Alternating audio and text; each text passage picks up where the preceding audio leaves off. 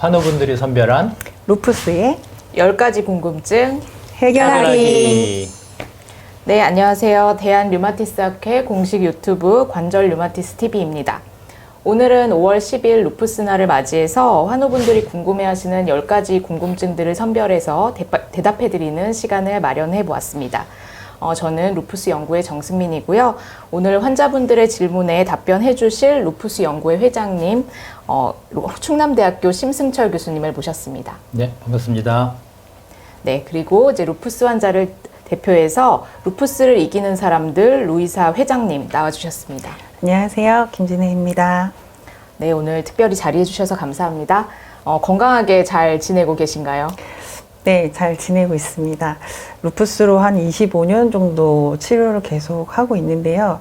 헷갈리는 것도 좀 많고 염려되는 것들도 좀 많아서 오늘 이 모든 것들, 이 궁금한 것들을 좀 여쭤보면 좋을 것 같아서 오늘 나왔습니다. 저희가 루푸스 연구회를 대표해서 이제 아주 쉽게 이제 환자분들 질문에 잘 답변해 보도록 하겠습니다. 네, 교수님 자신 있으시죠? 네, 그동안 오랜 시간 준비를 했거든요.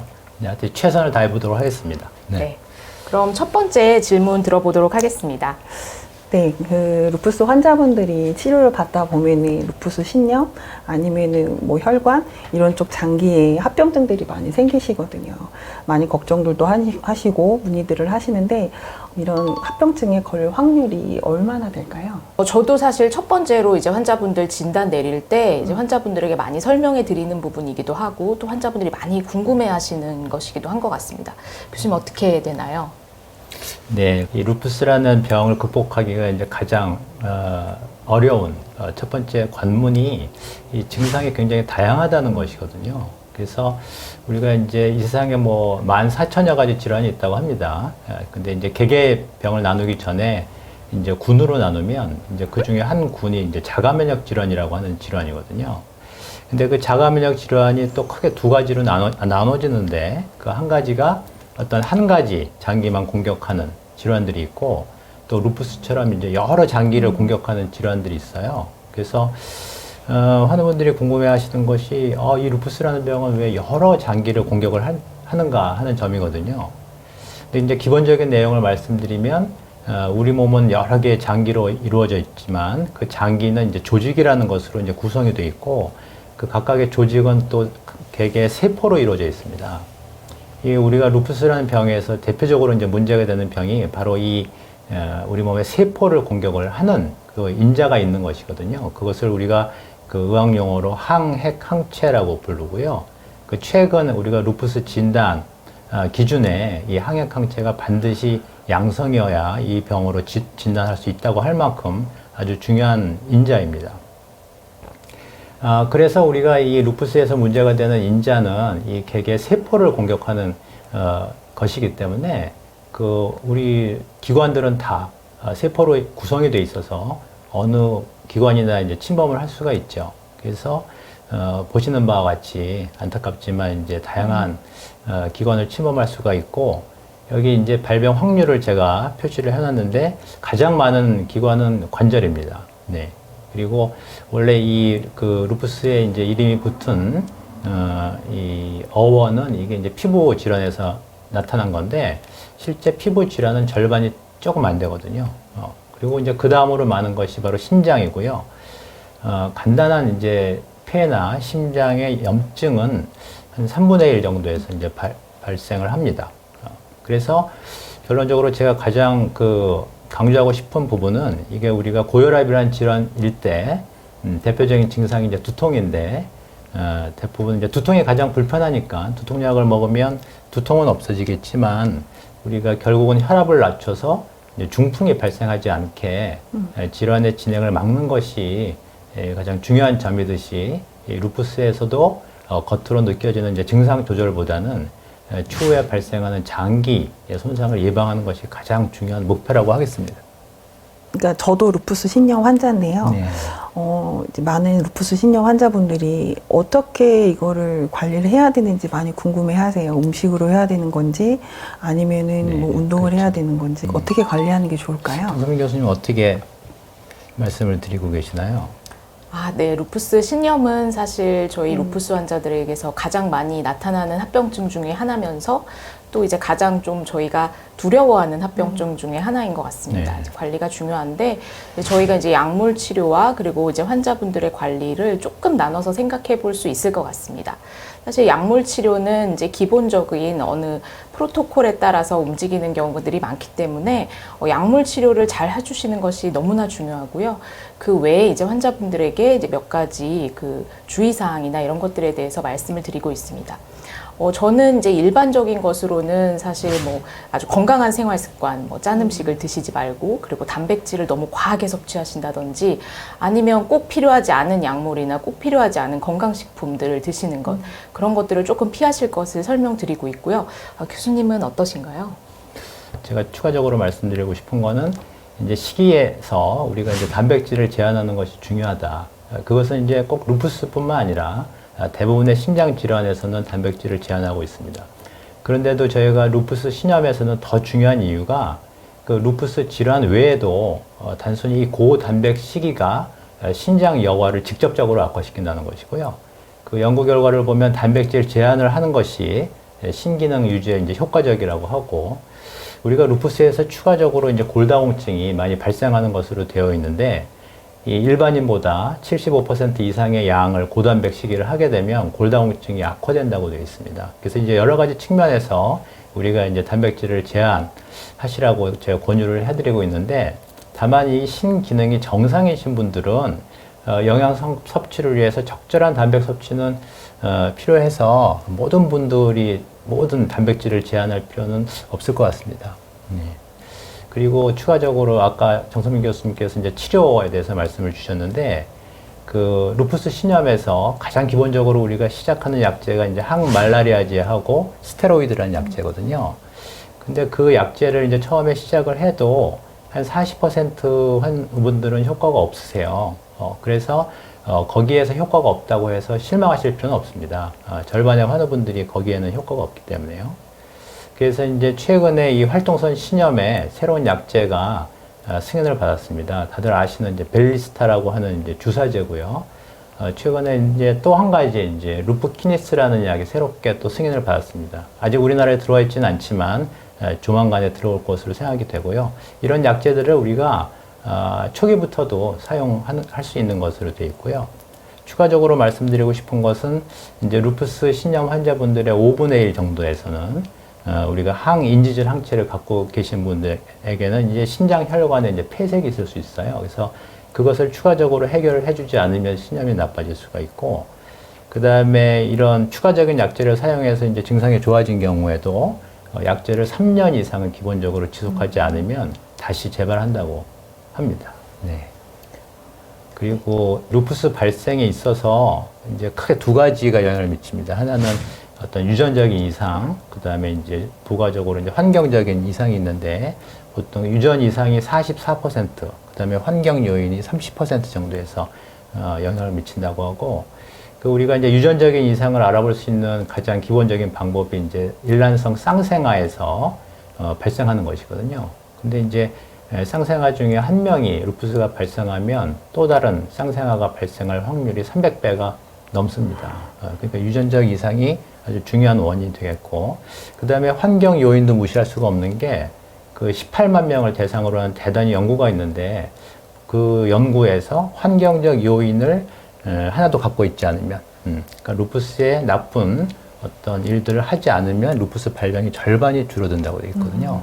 그러니까 환경 요인을 잘 관리하는 것이 중요하고, 끝으로 우리가 이런 유전 이상이나 환경 요인이 그 환우분마다 다 틀리죠. 그래서 환우분마다 각각 맞는 맞춤 치료를 하는 게 중요하겠다. 획일적인 치료는 좋지 않다. 그 말씀드리고 싶습니다. 네. 그 루푸스 신염을 치료하다 보면은 혈압약을 많이 먹게 되다 보니까 네. 환자분들 중에서 혈관 질환에 굉장히 관심들이 많으시고 걱정이 네. 많으신데, 네. 특히 이제 뭐 뇌경색 네. 아니면 심근경색 이런 거는 목숨하고 좀 많이 연결이 되어 있잖아요. 그래서 이런 부분들 때문에 항상 조심해야 된다는 거 알고는 계시는데 네. 어떻게 하면 좋을지 그게 또 좀 궁금하더라고요. 사실은 젊은 분들이 이제 걸리시다 보니까 처음에는 걱정이 좀 덜 하신 것 같은데 네. 이제 계속해서 이제 여기 병에 대해서 공부를 하게 되시면서 아, 이런 것들이 올라간다, 이런 것들을 이제 듣게 되고 알게 되어서 그 이후로 이제 관리에 대해서 신경을 쓰게 되시는 경우가 많은 것 같습니다. 그리고 예전보다는 사실 저희가 이제 루푸스 환우분들이 조금 더 이제 건강한 삶을 영위하는 기간이 훨씬 더 길어졌기 때문에 여기에 대해서도 저희도 많이 주의를 기울여야 되는 부분이라고 생각하고요. 아, 교수님 어떻게 관리하면 될까요? 저희 그 의료인 입장에서는 가장 어떤 질병이든지 이 생존율이 중요하거든요. 근데 사실은 생존율을 이제 환우분들에게 말씀드리기가 사실은 약간 두려운 감이 있어요. 왜냐하면 오히려 더 걱정을 하실까봐. 근데 제가 오늘 이제 이 얘기를 드리는 이유는 오히려 희망을 제가 좀 드리고 싶어서 오늘 제가 말씀드리려고 합니다. 그래서 우리가 1950년하고 이제 1990년 이 40년간의 이제 그 의료 경과를 보면 1950년에서는 루푸스로 진단을 받으면 이제 5년 생존율이 절반이 안 됐거든요. 근데 이제 1990년 보면은 5년 생존율이 아니라 이제 10년 생존율을 우리가 루푸스 환우분들이 이제 91%로 보고되고 있습니다. 그것을 일반인의 96%와 비교를 하면 아주 큰 차이는 없죠. 근데 우리가 여기서 주목할 점은 뭐냐면은 이제 과거에는 이제 치료가 잘 안 됐기 때문에 대부분은 이제 아까 회장님 말씀하신 그 신장 손상으로 사망한 예가 많았었는데 이제 치료가 발전하면서 신장이 이제 치료가 잘 되니까 최근에는 이제 거의 절반이 이제 심혈관계가 문제가 돼서 이제 사망을 하시게 됩니다. 그러니까 우리가 이 질환에서 가장 중요한 건 이제 항액항체, 환우분들의 99%가 갖고 있다고 하는 항액항체고요. 추가적으로 이제 항인지질 항체라는 걸 갖고 있는 환우분들이 있는데 보통 환우분들 4명 중에서 1명 정도가 이 항체를 추가적으로 갖고 계십니다. 이 항인지질 항체라고 하는 것은 이제 세포를 싸고 있는 막에 대한 항체이기 때문에 이것이 그 혈관을 막는 그런 중요한 인자입니다. 그래서 이제 이 인자가 있을 때는 추가적으로 이제 아스피린이나 와파린 같은 이제 경구 약제를 추가로 복용을 해야 되고 이 항인지질 항체가 있는 경우에는 심내혈관 질환이 이제 5배에서 10배 정도 높다고 되어 있습니다. 그래서 기본적으로 이 항인지질 항체에 대한 약제를 잘 사용을 하고 추가적으로 환우분들은 이제 고혈압이나 당뇨, 고지혈증처럼 다른 혈관 폐색 질환이 안 생기도록 노력을 하셔야 되고 이 흡연을 하게 되면 그 이 혈관 폐색 말고 루푸스 질환 자체가 악화된다고 하고요. 그다음에 저희가 사용하는 가장 중요한 약이 이제 항말라리아제인데 그것의 효과를 갖다가 떨어뜨린다고 되어 있습니다. 그래서 금연은 이제 간접 흡연이 제일 많으신데 가족들이 피는 것도 이제 금해야 됩니다. 네. 정말 많은 걸 조심해야겠네요. 그 루푸스로 진단을 딱 받고 나서 저희가 가장 두려운 거는 약이거든요. 네. 약이 엄청 많이 주시고 이름도 모를 여러 가지 약들을 혼합해서 먹다 보니까 처음에 루푸스 진단을 받는 것도 좀 힘들지만 이 약을 먹어야 되는 내 자신이 조금 두려울 때가 많아요. 근데 이 치료약이 어떤 게 있는지 좀 정확하게 알고 싶은데요. 네, 네. 중요한 말씀이고요. 정소민 교수님께서는 어떤 약제를 주로 많이 사용하시나요? 루푸스 환자분들은 거의 다 이제 들어본 적이 있으신 약제가 이제 항말라리아제 그리고 스테로이드이실 겁니다. 이 약제가 너무나 이제 루푸스 치료의 근간이 되는 핵심적인 치료제고요. 이제 그 외에 저희가 이제 조절이 어느 정도 되는지에 따라서 면역 조절제나 이런 것들을 추가하게 되는데요.